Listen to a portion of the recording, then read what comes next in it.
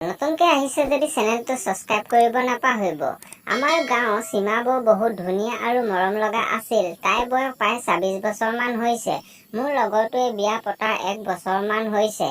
তাইক অনাৰ পৰাই মই চাই থাকো, তাইও মোক চাই থাকে। সিহঁতৰ ঘৰলৈ প্ৰায় গৈ থাকো লগৰটোক বিচাৰি।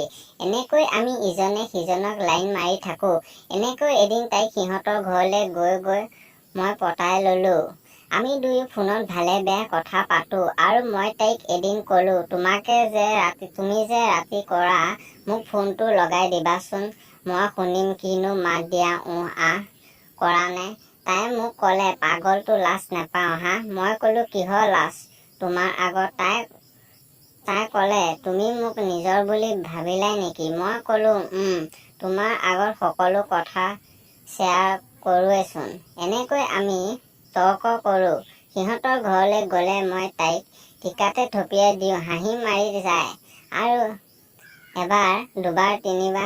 এবাৰ দুবাৰ টিপি দিওঁ।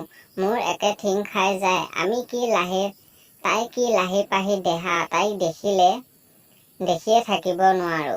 এদিন মই সিহঁতৰ ঘৰলৈ যাওঁতে তাই অকলে আছিল। মই গৈ ওলালো। তাই মোক দেখি বহুত ভাল পাইছিল। মই ক'লো, আৰু কোন আছে? তাই কোনো নাই।